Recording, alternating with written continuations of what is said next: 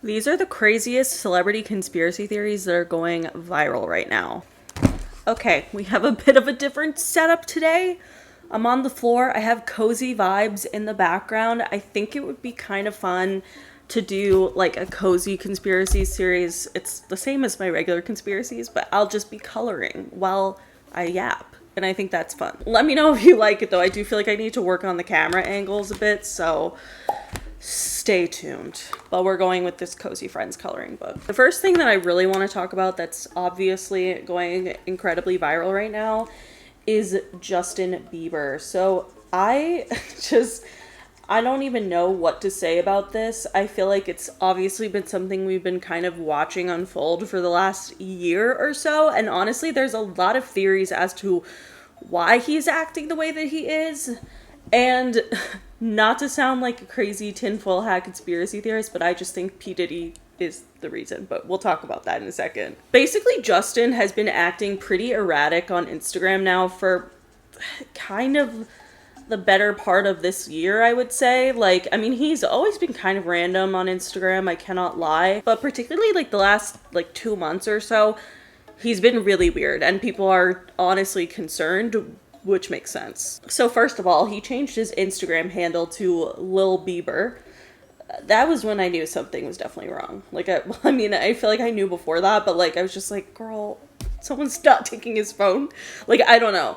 But obviously a lot of people think that drugs are involved. I think if you've been around someone who's been on drugs before, you know that that's probably, unfortunately, the case, which is really, really sad to watch.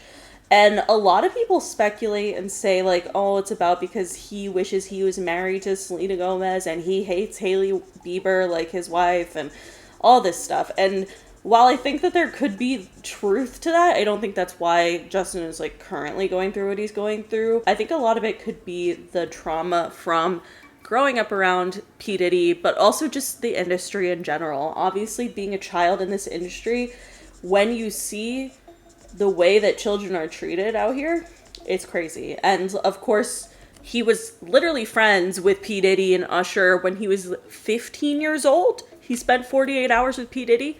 Who let him do that?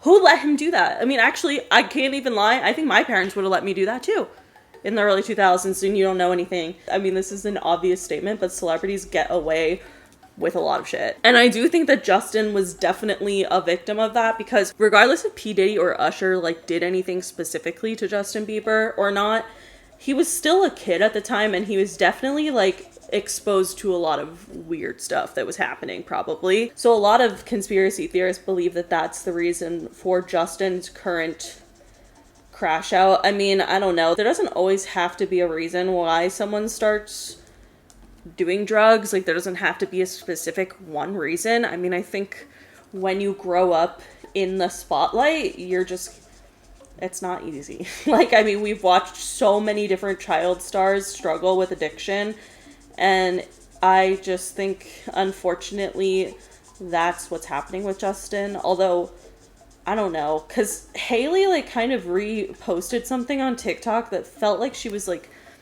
denying the fact that he was doing drugs or something, but I just feel like his behavior is clearly erratic right now. Like, the pictures he's posting, there's something not right. There just is.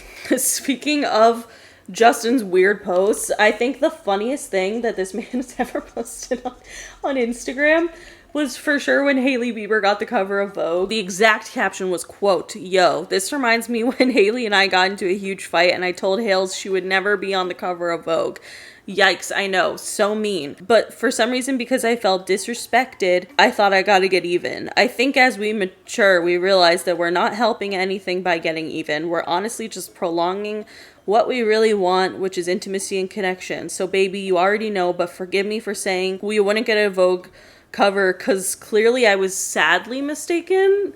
It's the sadly mistaken that gets me every time. I don't know what he means by that. Like, sad, like, when I don't know. It's honestly really funny. But there's a theory that the reason that Justin had this like kind of outlandish post about his wife during the time where all of these rumors and speculations were circling about Hailey and Justin's relationship as a whole, like people were starting to wonder if Justin even liked Hailey to begin with. This whole post just added fuel to the fire of the idea that Justin hates Hailey. And do I think that's true? Maybe not, because a lot of people think that Justin specifically posted this so that Hailey's Vogue cover would gain more exposure. I don't know if I think that's true, because honestly, I feel like Hailey's cover probably would have gotten like perfectly fine press. But I do think it's an interesting theory, because I honestly believe that there are a lot of celebrity breakups and makeups and all that stuff for media attention. So it's pretty interesting nonetheless. Also, speaking of Justin, I don't understand how more people don't talk about how weird the promotion for Yummy was. Obviously, Yummy by Justin Bieber is, like he said, a song about his sex life. And for some reason, to promote this, he was posting pictures of babies with the hashtag Yummy on Instagram. And I just think that's so bizarre. And I don't know why more people don't talk about that.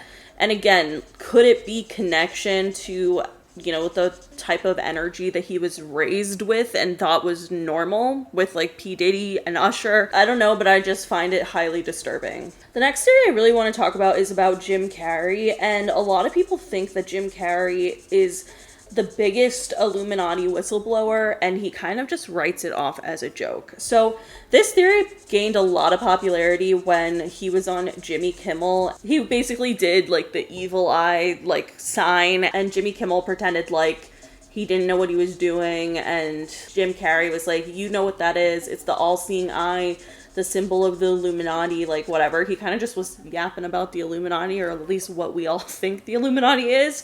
And a lot of people wrote this off as a joke. And I will say, for a while, I kind of believed that Jim Carrey was joking.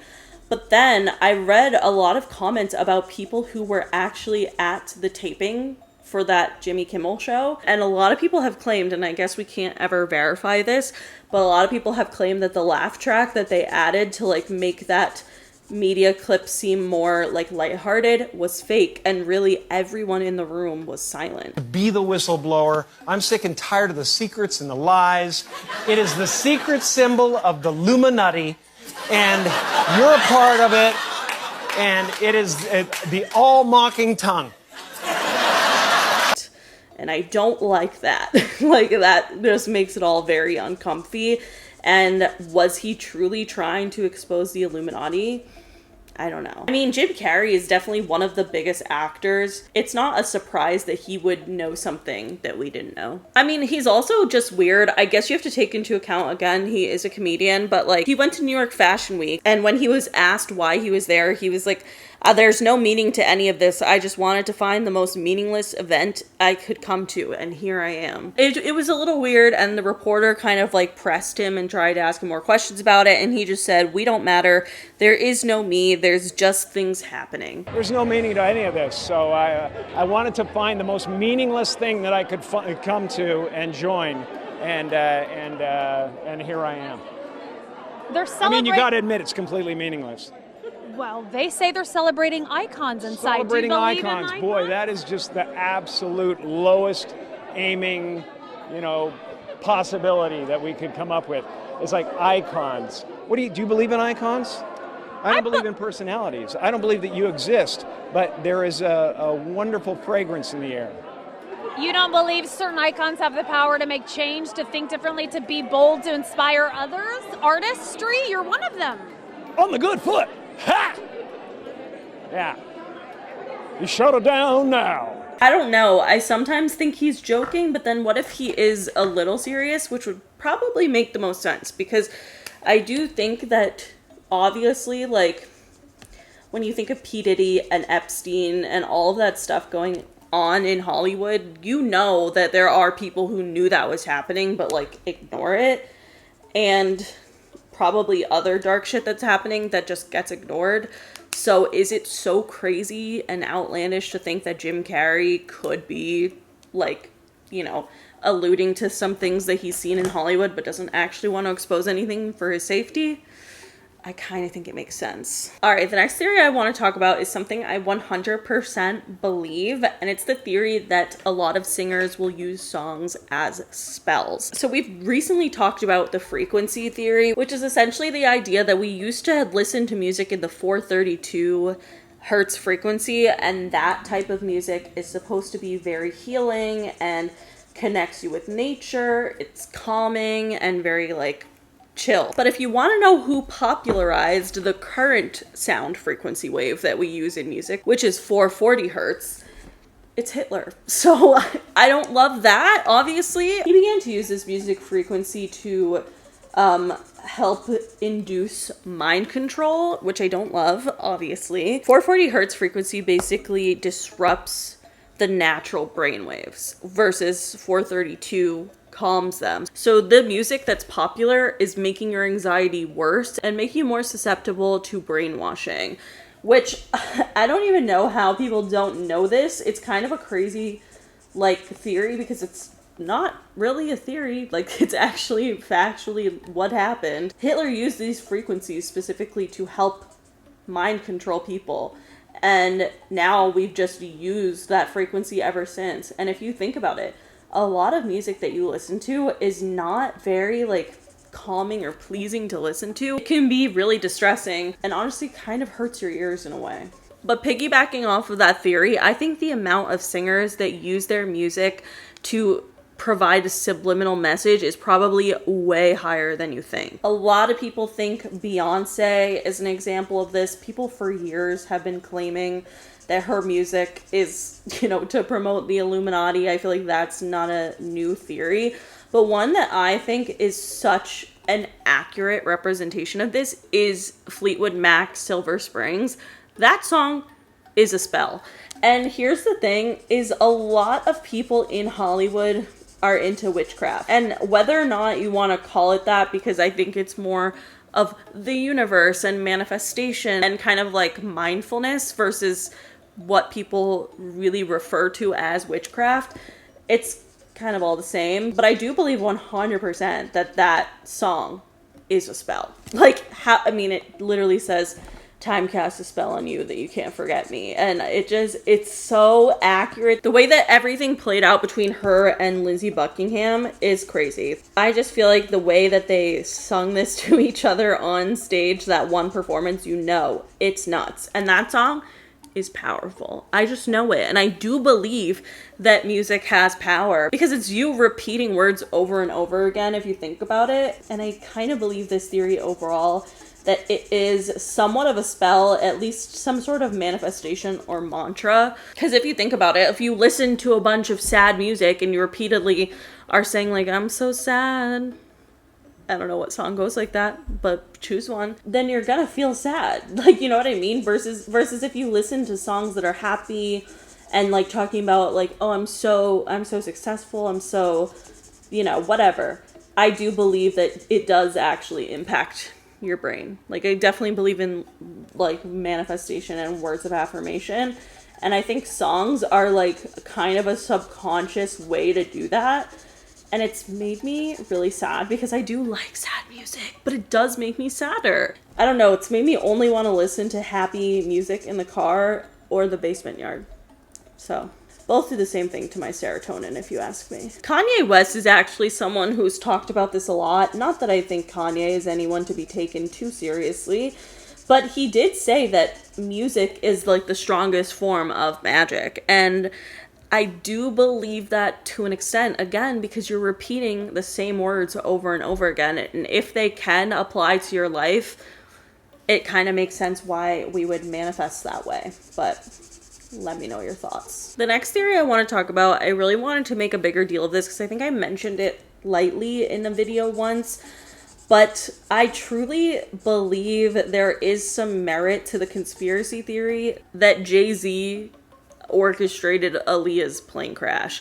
I know it sounds kind of nuts, I'm not gonna lie, but it makes a lot of sense when you kind of look at the facts. So for one, I will always say this and shout it from the rooftops regardless, Aaliyah did not want to get on that plane. She was drugged and brought onto the plane. She felt like something bad was gonna happen, and also The pilot literally was telling them, like, you guys have too much luggage, like, this amount of weight will not work for this plane. And yet they still flew. So what a lot of people don't know, especially if you weren't like older in the early 2000s, like I didn't even know this, is that Jay-Z tried to pursue Aaliyah several times romantically. Like, he was honestly known for kind of being a bit obsessed with her. Like, Aaliyah always saw them just as friends, but Jay-Z just kept pushing. But not only that, then Aaliyah started dating Dame Dash, who was Jay-Z's business partner and best friend. So a lot of people think that Jay-Z is so angry that Aaliyah rejected him that he orchestrated her plane crash, which obviously sounds like a little dramatic, but at the same time, would she be the first woman who was murdered by a man who she rejected? No. Obviously, if he did that, his plan was quite elaborate, but it is an interesting theory. So you might be asking, like, where does Jay-Z really factor in here? Like, how did he get connected to this overall, besides just being rejected by Aaliyah? Well, it's kind of deeper than that. So realistically, a lot of people think that if Aaliyah hadn't died, she would be on top, like where Beyonce is. And then by this time, Beyonce and Jay-Z had already met. So a lot of people think that it was not only because he was rejected by Aaliyah, but because he felt like Beyonce's career was threatened by Aaliyah. I'm not gonna lie, I don't know who's responsible for Aaliyah's plane crash, but I will say 100% there is something very weird going on with it. I think first of all, the fact that the plane still flew when it was hundreds of pounds overweight is kind of nuts. I think also the fact that Aaliyah was very uncomfortable with this plane and really wanted to get a bigger jet, and she was given a sleeping medication because she had a headache. She asked for like an aspirin for her headache and laid down to take a nap. But that was not an aspirin, it was a sleeping pill. So they literally put her to sleep and dragged her unconscious body onto the plane that killed her. And I just think that's nuts. Like, I don't know what else to say. I think there's definitely something weird here. And I want to know if you guys think Jay-Z could possibly be responsible, or if you think it's just kind of a part of a wild conspiracy theory, or could it be Illuminati related? I don't know. The next theory that I want to talk about that I feel like has been viral forever is the idea that celebrity children are being groomed to take over the Illuminati. I think this is true if there's an Illuminati, if that makes sense. So, like, I do believe in the Illuminati. I always say that I don't think it's much celebrities and it's more politicians and, like, billionaires and all that shit. But let's pretend that celebrities are in the Illuminati. I think that it makes sense that all the Kardashian kids, Blue Ivy, and, you know, every other celebrity child is just being propped up to be the next leaders of the Illuminati. It sounds kind of nuts, but I could see it being true. I think people really over-speculate Blue Ivy the most, and honestly, it's kind of with good reason. I will say, I think, well, first of all, obviously Beyonce and Jay-Z are some of the most speculated people to be in the Illuminati. But also, I think, you know, with their connection to P. Diddy, which, by the way, Jay-Z said he was never friends with Diddy. Don't know why he would go that route, honestly. Like, clearly they were friends. But anyway, I think that Blue Ivy being a part of the Illuminati is kind of just, honestly, a long-running conspiracy theory, because Blue Ivy, people think, stands for Born Living Under Evil, Illuminati's very youngest. And I don't know, obviously you can make any acronym for literally anything, but I just think it's funny, and I kind of think this theory is a little silly. I don't know if I necessarily believe it, but a lot of people do. Like, people really, really think specifically Blue Ivy is getting prepared to be the new high priestess of the Illuminati. I want to know what you guys think, though, because I mean, it could be. Also, people claim that Blue Ivy backwards actually translates in Latin to Lucifer's daughter, but a lot of people also have debunked that theory, so we're not totally sure here. Honestly, if you ask me, I think the celebrity child that I think would be most likely to be the leader of the Illuminati gotta be Northwest. That girl just has Kanye's energy so intensely. She's already on a music with P. Diddy, which is actually disgraceful. The fact that Kanye let North be on a song with P. Diddy while he's in prison is whack. like wackadoodle, and I know Kim Kardashian obviously didn't want that. She ended up like, Kanye leaked the text between Kim and North, and obviously Kim was very pissed off about this, rightfully so. But North just has the energy and the spark, you know? I think she could be the leader of the Illuminati, if any of them. Or honestly, Rain Disick, who I do believe is Justin Bieber's child. I do not care. I will die on that hill. I believe that kid is Justin Bieber's child.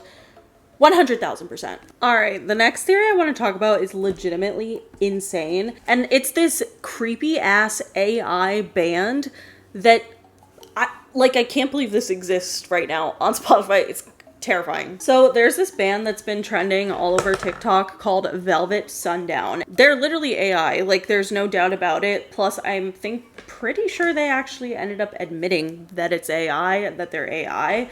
But what freaks me the fuck out about this is why the hell do they have 1.3 million monthly listeners? Tell me about that. I don't like it. I don't like that. I don't like that one bit. I kind of think it's a weird social experiment of sorts. Like, I think they wanted to see if it would be possible to get people to listen to, you know, a band without even knowing that it was AI. And I think probably a lot of the people that listen have no clue and just think it's a cool band they found. I don't like that, because here's the thing is apparently Spotify was really like promoting this band. A lot of people were just randomly getting some of their songs like on their like daily playlists from Spotify.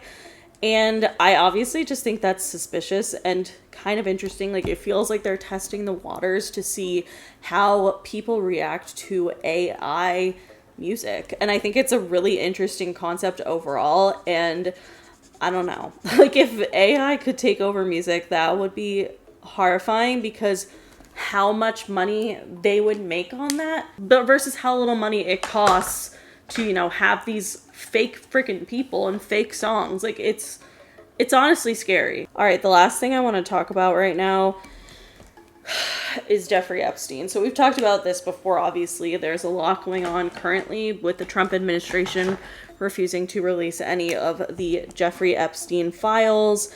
And honestly, I just think we need to talk about how literally insane it is that people think that this man committed suicide.